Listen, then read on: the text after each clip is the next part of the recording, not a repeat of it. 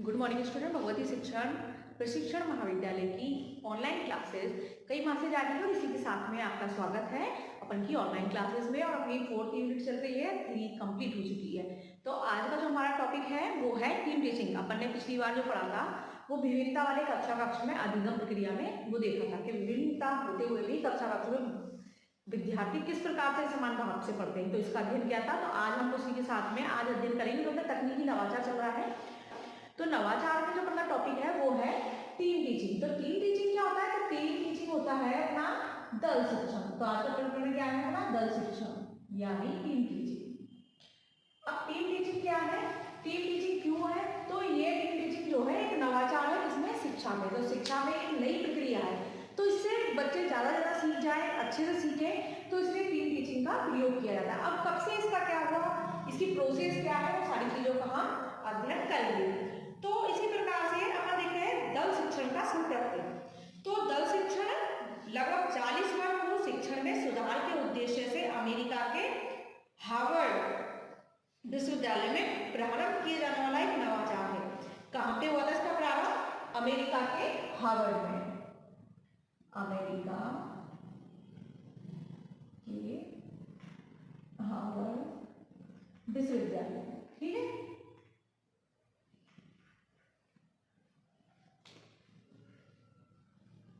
ठीक है, यहाँ से इसका प्रारंभ हुआ था अमेरिका के हार्वर्ड विश्वविद्यालय से। वैसे इसको ये भी मानते हैं कि दल शिक्षण का प्रारंभ द्वितीय विश्व युद्ध के पश्चात माना जाता है, लेकिन कुछ शिक्षा शास्त्री ने इस पद्धति को मिलता जुलता कार्य बहुत पहले प्रारंभ कर दिया था। तो इसी प्रकार से जो दल शिक्षण है, तो इसको अपन देखा है तो दल शिक्षण है 40 वर्ष पूर्व शिक्षण में सुधार के उद्देश्य से अमेरिका के हार्वर्ड विश्वविद्यालय में प्रारंभ की गई। किसमें? शिक्षण में सुधार की गई। किसलिए प्रारंभ की गई? शिक्षण में सुधार की, सुधार की। ठीक है,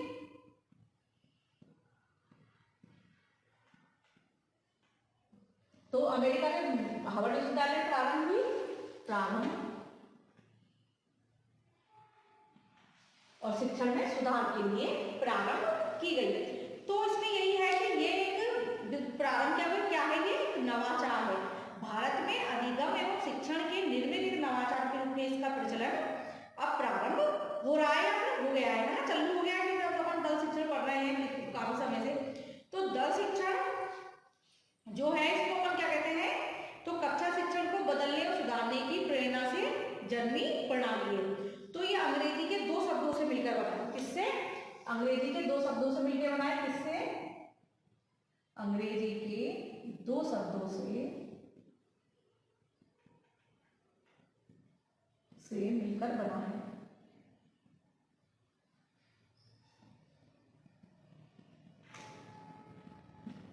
ठीक है, कौन सा है? टीम, और दूसरा क्या है अपना? टीचिंग। अब टीम क्या होता है? तो टीम क्या होता है? दल या समूह। और टीचिंग में क्या होता है? शिक्षण या है अपना अध्ययन।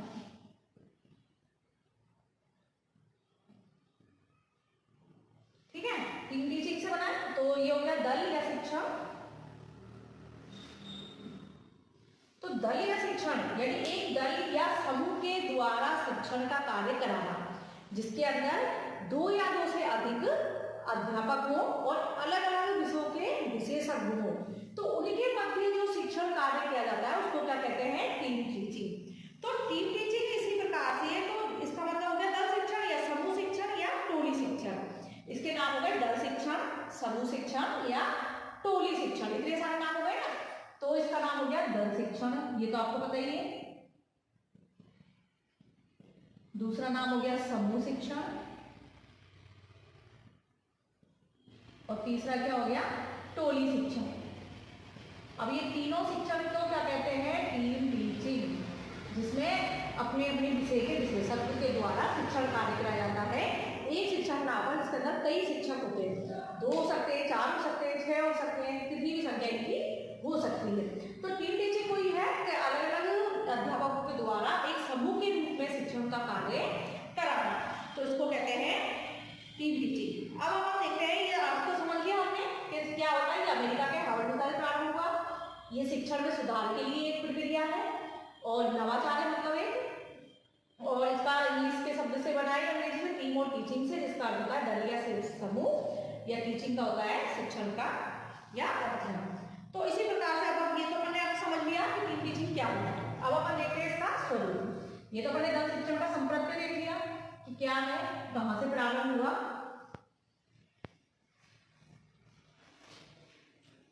तो दल शिक्षण का अपन ने संप्रत्य देख लिया, दल शिक्षण का संप्रत्य, तो हमने ये समझ लिया। अब देखते हैं दल शिक्षण का स्वरूप। ठीक है, अब देखेंगे अपन ये कि दल शिक्षण का स्वरूप कैसा है। तो दल शिक्षण, इसका शाब्दिक अर्थ क्या है, शिक्षकों के एक समूह। क्या हो गया इसका स्वरूप में, शिक्षकों का एक समूह।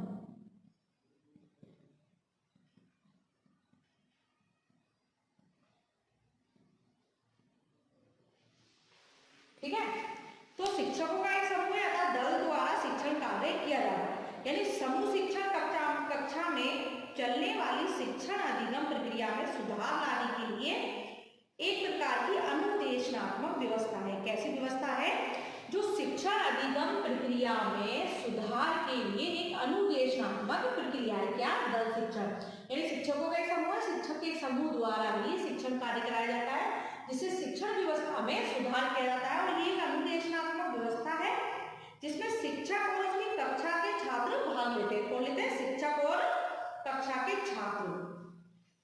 और इस प्रक्रिया में कक्षा के छात्रों को शिक्षण देने का कार्य 2 या 2 से अधिक शिक्षकों द्वारा मिलजुल कर किया जाता है। इसमें विद्यार्थी 1, 2 या 3 स्तर के सम्मिलित हो सकते हैं। समूह के शिक्षक सदस्य विषय के विशेषज्ञ या क्या होते हैं, विशेषज्ञ होते हैं, है ना, इसके अपनी अपनी विषय के, तथा कक्षा शिक्षण में एक दूसरे के सहयोग प्रदान करते हैं। इन शिक्षकों में एक शिक्षक संयोजक के रूप में कार्य करता है, जो अन्य शिक्षकों को कार्य में समन्वय लाता है। दल शिक्षण में शिक्षण का दायित्व संपूर्ण शिक्षण दल पे होता है, मतलब एक ही के द्वारा नहीं होता है, तो ये संपूर्ण शिक्षक के द्वारा होता है। यानी विशेषज्ञ है अपने विषय के, तो उनमें संपूर्ण में रहता है, विद्यार्थी बैठे उनको पढ़ाने का कार्य पूरे शिक्षक करेंगे और अपनी बारी से। ठीक है, जो जिसका विशेषज्ञ है वो उस हिसाब से वो करेगा। तो इस प्रकार से विद्यार्थी को कई विशेषज्ञों का ज्ञान और अनुभव का लाभ मिल जाता है। समूह शिक्षण में विद्यार्थियों के व्यवहार में आवश्यक परिवर्तन लाने की चेष्टा की जाती है। समूह शिक्षण में छात्रों की ज्ञानेंद्रियों को भी प्रशिक्षित करने का प्रयास किया जाता है। ठीक है, तो इसमें क्या हुआ, एक टीम के द्वारा अलग अलग विषयों के द्वारा हर विद्यार्थी पे नजर भी रखी जाती है इसमें कि विद्यार्थी क्रिया क्या है, क्या रुचि ले रहा है, ये ले रहा है। इसमें क्या होता है, बहुत सहयोग होता है। तो अध्यापक क्या करते हैं, अपने दायित्वों को निभाते हैं। समूह शिक्षण पद्धति कोई अध्यापक भी पढ़ाता है, यानी कोई भी पढ़ा सकता है इसमें, जो विशेषज्ञ होगा, जो विशेष योग्यता रखता होगा। जिस पाठ्यक्रम में उसकी योग्यता नहीं होती उसे उसके सहयोगी अध्यापक पढ़ाते हैं। इस क्रम में विद्यार्थी की विभिन्न जिज्ञासाओं की संतुष्टि होती है। तो हमने ये चीज समझ ली, कैसे ये हो गया। अब एक उदाहरण के माध्यम समझते हैं, जैसे कि विद्यार्थी को क्या पढ़ना है, भूगोल पढ़ना है। भूगोल सब्जेक्ट पढ़ना है, तो शिक्षक एक क्या करेगा, तो उसमें शिक्षक होगा, तो एक उसमें संयोजक होगा, व्यवस्था करने वाला, है ना। तो होगा तो क्या करेगा, विशिष्ट शिक्षक होते हैं, तो वो एक तो भूगोल विषय के बारे में समझाएंगे, कोई मानचित्र को समझाएगा, और कोई उसमें जो विशेषज्ञ होंगे तो कोई चर्चा करेगा, है ना, कोई भूभाग को समझाएगा। तो इस प्रकार से हर व्यक्ति जो विशेषज्ञ है, वो अपने जो शिक्षक है, कई उपकरणों का ज्ञान देंगे। तो मतलब इस प्रकार से अलग अलग शिक्षण की व्यवस्था करेंगे और अपने अपने जिस चीज में वो अच्छे विशेषज्ञ हैं उन चीजों को वो समझाएंगे। तो समूह शिक्षण में यही होता है कि इसमें शिक्षक अपनी अपनी प्रक्रिया से समझाते हैं। ठीक है, अब अपन करेंगे शिक्षण का स्वरूप। अब ये कैसे हुआ, सुधारात्मक कार्य की योजना भी कहा जा सकता है इसको, और ये जो होता है तो इसमें समीक्षा भी की जाती है, सारी चीज होती है इसमें, नियोजन, संचालन, मूल्यांकन शिक्षकों के दल के रूप में कार्य में लाया जाता है। ठीक है, तो हम इतना तो समझ चुके हैं कि इसमें क्या होता है, पहले अध्यापक और विद्यार्थी के बीच में क्या होगी, अंतःक्रिया होगी, और दूसरा होगा तो परस्पर सहयोग, और तीसरी तो अध्यापक आपस में सहयोग की वो करेंगे, मतलब आगे कैसे पढ़ाना है, कैसे क्या करना है, बच्चों में कैसे सुधार लाना है, ये सारी चीज इसके अंदर होती है स्वरूप में। अब हम देखेंगे परिभाषा है, इसकी दल शिक्षण की, क्योंकि अपन हर टॉपिक क्लियर करेंगे इसमें कि परिभाषा।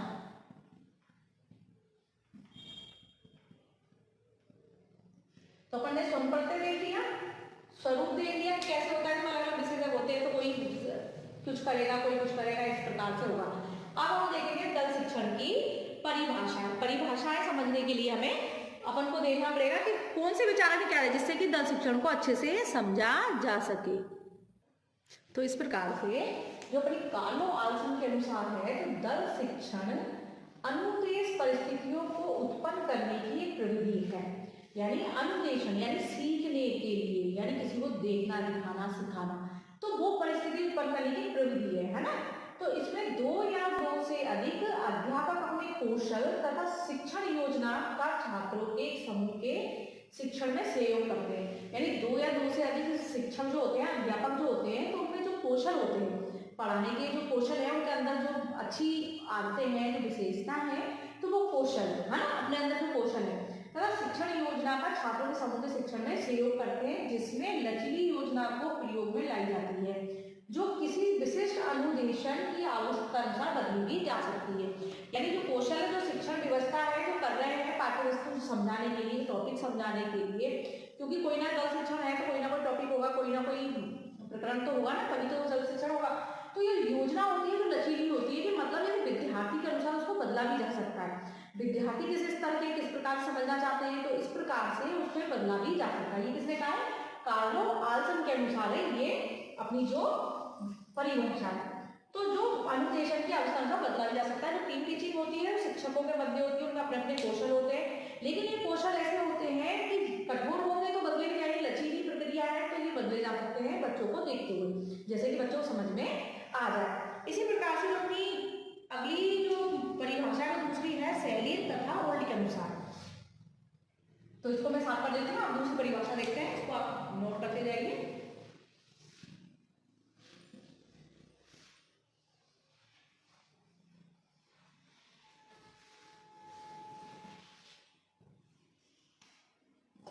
दूसरी है शैली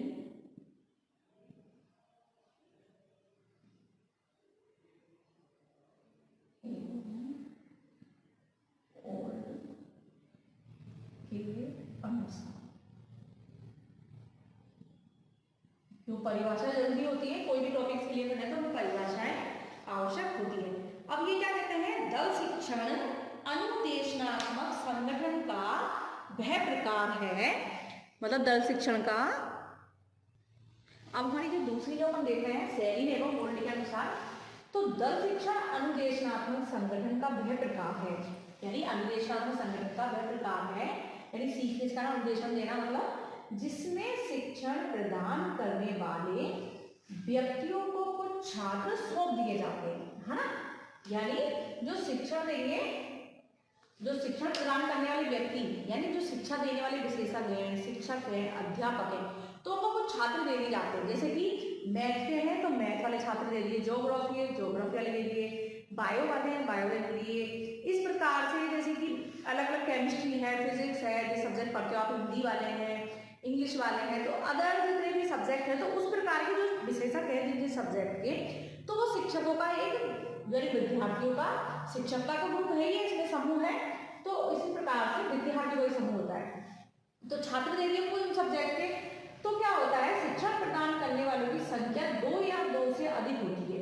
मतलब जो शैली ऑर्डर ने बताया, तो उसमें शिक्षण प्रदान करने वाले 2 या 2 से अधिक हो सकते हैं, लेकिन 2 से कम नहीं होगी, क्योंकि समूह है तो उसमें विशेषज्ञ होंगे अलग अलग के, 5 हो सकते हैं, 6 हो सकते हैं, संख्या कितनी भी हो सकती है।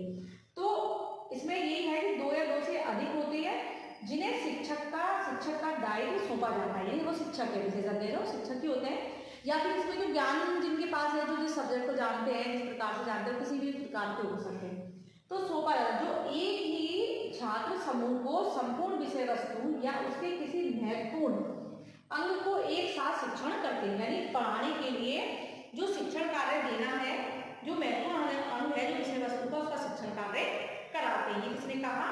ये कहा शैली ने ओल्ड ने। इसी प्रकार से अपनी अगली जो परिभाषा है, परिभाषा के माध्यम से यह है कि हमको समझ में आ जाता है कि कौन से विचारक ने किस प्रकार से समझाया है और वो इनके बारे में क्या कहना चाहते हैं। तो इसी प्रकार से डेविड बार्विक के अनुसार एक और जो कमी है तो ये है टोली या दल शिक्षण व्यवस्था एक स्वरूप है जिसमें कई शिक्षक अपनी अभिरुचि दक्षताओं को एकत्रित करते हैं तथा छात्रों की आवश्यकताओं के अनुसार शिक्षक की टोली द्वारा कार्य योजना को और छात्रों की आवश्यकताओं के अनुसार शिक्षकों की टोली द्वारा कार्य योजना का नियोजन प्रस्तुत किया जाता है। वे विद्यालय की सुविधाओं का समुचित उपयोग करते हैं, जो भी सुविधा है उनका उपयोग वे करते हैं। इस प्रकार से तो जैसे कि व्यवस्था करते हैं तो इसमें क्या होगा, योजना, व्यवस्था, मूल्यांकन, ये सारी चीजें अपन देखते हैं, परिणाम देखते हैं, सारी चीज देखते हैं दल शिक्षण में। तो हमने आज दल शिक्षण का संप्रत्य देखा। तो दल शिक्षण में क्या था कि हार्वर्ड विश्वविद्यालय अमेरिका का जो है उसमें इसका प्रारंभ हुआ था कितने 40 वर्षों को। तो क्यों हुआ था, क्योंकि दल शिक्षण के माध्यम से क्या हो सकता है कि कक्षा शिक्षण में सुधार हो जाए। जो निरस्ता होती है, बच्चे कई बार क्या होता है, हर जो शिक्षक होते हैं तो उनको हर चीज की ज्ञाता नहीं होते ना। तो इस प्रकार से जो ज्ञाता है जो अलग अलग प्रकार से, जैसे कि ज्योग्राफी तो मानचित्र है कोई अलग से, कोई इसमें चर्चा कर देंगे उस पर, कोई भौगोलिक दृष्टि समझा देंगे, कोई जलवायु समझा देंगे। इस प्रकार से अलग अलग टाइप के होते हैं तो वो हर टॉपिक को बड़े क्लियरली समझा देते हैं। तो इससे क्या होता है, जो शिक्षक में नहीं होता तो वो भी सीखते हैं और विद्यार्थी भी सीखते हैं। तो जब एक टॉपिक क्लियर ले लिया जाता है, जिसमें बच्चों को समझाना है उसको समझाना है। 3 चीजें यही है समूह शिक्षण में। तो हमने संप्रत्य स्वरूप दी का स्वरूप में ये था, शिक्षकों का समूह है। अब वो किस किस प्रकार से करते हैं, तो इसमें क्या होता है, बच्चों को जो भी परेशानी होती है तो वो उसको उनसे पूछ सकते हैं, अपनी समस्याओं को वो शिक्षकों के माध्यम से सुलझा सकते हैं। समूह शिक्षण का यही फायदा है। और उसमें जितने शिक्षक होते हैं और जो बच्चों का ग्रुप होता है उनमें वो हर बच्चे में नजर रख सकते हैं कि बच्चा क्या कर रहा है, क्या नहीं कर रहा है, समझ में उसके आ रहा है नहीं आ रहा है, उसको कोई परेशानी तो नहीं है, कोई टॉपिक उसको समझ में नहीं आ रहा, वो शब्द समझ रहा है। तो वो क्या करते हैं, सभी मिलकर उसको ध्यान भी रखते हैं। और सारे से क्या होता है, अनुशासन कक्षा में बना रहता है, बच्चों में अनुशासन रहता है और पढ़ने में रुचि भी रहते हैं और व्यस्तता भी दूर होती है। तो टीम टीचिंग में यही है कि कई शिक्षकों के द्वारा जो अपने विषयों के विशेषज्ञ होते हैं तो उससे क्या होता है, शिक्षण का कार्य बहुत अच्छा होता है। तो इसी प्रकार से संप्रत्य देखिए, अपने स्वरूप देखा कि परिभाषाएं अपन ने देखी। पहली तो जिसके माध्यम कार्लो आल्सन के अनुसार थी, जिसमें उन्होंने यही कहा था कि शिक्षण एक अनुदेश परिस्थिति उत्पन्न करने वाली प्रवृत्ति है। यानी नवाचार तो है पर तभी नवाचार कर रहे हैं, तो इसमें यही नवाचार के माध्यम से शिक्षकों का सभी एक साथ मिलकर किसी विशेष शिक्षण का उत्तरदायित्व लेते हैं, यानी विशेष शिक्षण का। तो शिक्षकों के समूह की संख्या प्रकरण के लक्ष्य और प्रकृति और छात्रों की संख्या पर उपलब्ध सामग्री पर निर्भर करती है।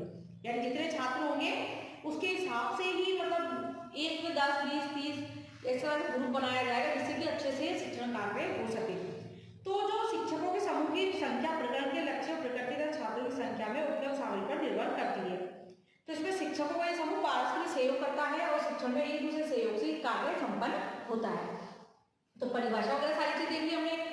टीम टीचिंग समझ ली कि टीम टीचिंग होता क्या है, कैसे होती है, इसमें शिक्षक कितने होते हैं। तो इसमें शिक्षण यही है कि एक शिक्षक ना होकर इसमें शिक्षकों का समूह होता है, 2, 3, 4, 5 कितने भी ये हो सकते हैं। लेकिन यही है कि सभी अपने अपने क्षेत्र में इसमें ज्ञाता होते हैं जिससे कि शिक्षण कार्य अच्छे से हो जाए। तो इसी प्रकार से जो श्रेणी ने भी कहा है, तो अनुदेशनात्मक प्रक्रिया कार्य है कि अनुदेशनात्मक ये है कि अनुदेशन देना, किसी को सिखाना, देखना, यानी दृष्टि देखने के माध्यम से, सीखने के माध्यम से किस प्रकार से आप सिखा सकते हो, किसी को किस प्रकार से ज्ञान दे सकते हो। तो अनुदेशनात्मक प्रक्रिया कार्य है इसको, क्योंकि इसमें अनुदेशन दिया जाता है।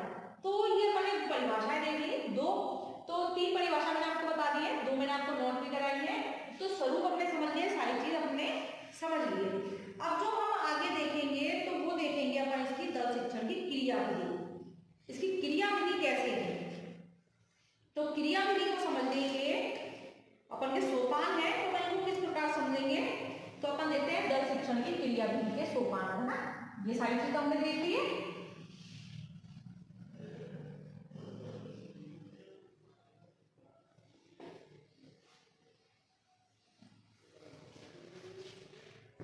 तो दल शिक्षण की क्रियाविधि,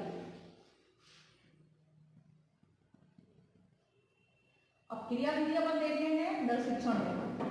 तो क्रियाविधि का यही है कि हम क्रियाविधि में क्या करेंगे। तो इसमें कितने सोपानों में मध्य ये होगी, तो ये सारी चीज का हम, तो क्रियाविधि क्या है, थोड़ी बड़ी है तो क्रियाविधि में अपन को ज्यादा टाइम लगेगा। तो क्रियाविधि में क्या है कि दल शिक्षण का प्रयोग अनेक संस्थाओं में विभिन्न शिक्षण के उद्देश्यों की पूर्ति हेतु किया जाता है। इसलिए शिक्षण के उद्देश्यों की पूर्ति के लिए, क्योंकि क्या रहता है इसका मतलब क्रियाविधि में शिक्षण के उद्देश्यों की पूर्ति के लिए इसका प्रयोग किया जाता है। शिक्षण के उद्देश्यों की पूर्ति के लिए।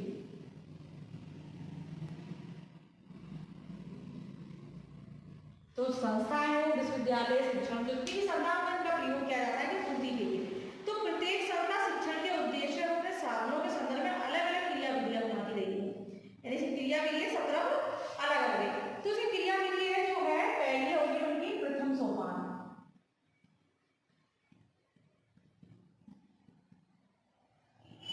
और द्वितीय सोपान और तृतीय सोपान।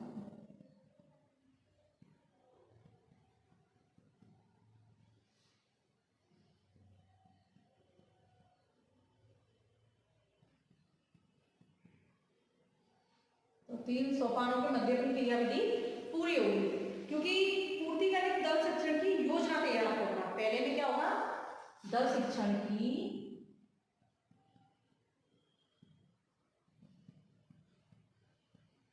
योजना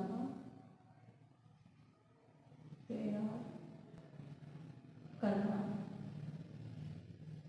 और दूसरे में दल शिक्षण की व्यवस्था करना। तो पहले में क्या करेंगे, योजना तैयार करेंगे, दूसरे में व्यवस्था, और तीसरे में क्या होगा, तीसरे में हमेशा क्या होता है, जब लास्ट होता है तो हम क्या करते हैं, परिणामों का मूल्यांकन करना। क्या, परिणामों का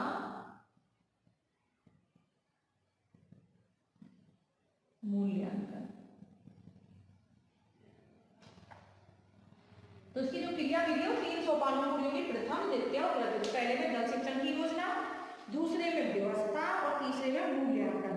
क्योंकि अगर योजना तैयार नहीं करेंगे तो इसका उद्देश्य क्या है, इसका आयोजन किस प्रकार से किया जाए, इसको किस शब्दावली में लिखा जाए, है ना, इसकी पहचान कैसे करनी है विभागों की, और इसमें जो निर्णय लेना है, रूपरेखा तैयार करनी है, कार्य किसको सौंपना है, किस प्रकार से। तो इसमें पहले में यही होगा कि इसमें मौखिक या लिखित रूप में होगी, मूल्यांकन प्रक्रिया किस प्रकार से होगी। तो ये सारी चीज की पहले योजना तैयार करते, कोई भी कार्य करते हैं पहले उसकी योजना तैयार करते हैं।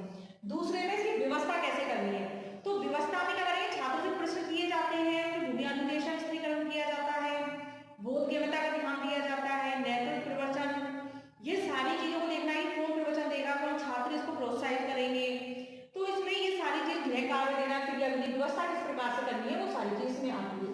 और तृतीय में कि मतलब कितना अपना ये सफल रहा, लिखित, मौखिक, प्रश्न, प्रयोगात्मक, जिन सब सारी चीजों का मूल्यांकन इसमें किया जाता है कि कितने उद्देश्यों की प्राप्ति हुई, कमजोरियां, कठिनाइयों का निदान हुआ या नहीं हुआ, मूल्यांकन योजना किस प्रकार से रही, ये सारी चीजों का इसके अंदर मूल्यांकन किया जाता है। यानी अपन कोई भी चीज देखते हैं क्रियाविधि में, तो पहले योजना किस प्रकार से बनानी है, कि किस प्रकार के प्रश्न होंगे, मौखिक, लिखित होगा, कि दल शिक्षण किस प्रकार का होगा, ये सारी चीजों का हम इसमें ध्यान रखते हैं, किसमें, क्रियाविधि। तो ये व्यवस्थाएं जो हमने देखी शिक्षण के स्तर, व्यवस्था में अपन कितनी सारी व्यवस्थाएं होती है, कि जगह कौन सी होगी, कि छात्र किस स्तर के होंगे, शिक्षक विशेषज्ञ कौन कौन से होंगे, किस प्रकार से होंगे, और किस किस शिक्षक को उत्तरदायित्व क्या निभाना है, ये सारी चीजों का इसमें व्यवस्था की जाती है क्रियाविधि। यानी हम किसी भी कार्य को सफल करने के लिए ध्यान रखते हैं कि क्रियाविधि क्या होनी चाहिए, ये सारी चीजों को हम इसमें देखते हैं। तो दल शिक्षण की योजना हो गया, व्यवस्था हो गया, मूल्यांकन हो गया। तो डिटेल से अगर इसको देखना चाहते हैं तो अपन को इसमें और टाइम लगेगा, तो इस वजह से अपन इसको शॉर्ट में देख रहे हैं। हमने दल शिक्षण की योजना तैयार कैसे की जाती है ये भी बताया। तो अपन जो कल पढ़ेंगे तो इसकी पूरी चीज का क्या करेंगे, अध्ययन करेंगे, किस प्रकार का गठन होता है, कि किस क्या उद्देश्य है, क्या विशेषताएं हैं, क्या इसके सिद्धांत हैं, ये सारी चीजों का अध्ययन हम कल करेंगे। तो इस प्रकार से हमने दल शिक्षण, क्योंकि एक दिन में पूरा नहीं हो सकता है, ये टॉपिक बड़ा है थोड़ा, तो हमने दल शिक्षण देखा, इसको समझ लिया है कि दल शिक्षण होता क्या है, कि टीम टीचिंग किस प्रकार से होती है। तो ये सारी चीज अगर अपन वैसे ही समझ लेंगे तो अपन इसको लिखित में भी प्रस्तुत कर सकते हैं कि दल शिक्षण होता क्या है। यानी टीम टीचिंग यानी एक शिक्षक नहीं, बहुत सारे शिक्षक होते हैं, और इसमें विद्यार्थी इकट्ठे भी सारे सब्जेक्ट भी बिठा सकते हैं, और उसी हिसाब से अगर अपन सब्जेक्ट वाइज बिठाना है वो भी कर सकते हैं। तो इसमें लघु रूप भी ले सकते हैं और वो भी ले सकते हैं। तो इसमें जो व्यवस्थाएं करनी होती है, पहले ये देखना होता है कि योजना किस बार तैयार करनी, किस प्रकार के सदस्य होंगे, क्या करना है, नियोजन कैसे हो, इसमें कौन से सब्जेक्ट हो, कौन से टॉपिक्स हो, स्टूडेंट संख्या कितनी हो, ये सारी चीज देखते हैं। तो हम क्रियाविधि देख ली, आज हमने कई टॉपिक से क्लियर कर लिए हैं। तो बस यही है कि ये जो दल शिक्षण क्रियाविधि है ये संस्थाओं में शिक्षण के उद्देश्य और पूर्ति के लिए ही की जाती है। तो इसी के साथ में आज हमारा ये टॉपिक यही खत्म होता है और इसके बाद जो अपने अगले टॉपिक्स इसके हैं उनको अपन क्लियर करेंगे। धन्यवाद।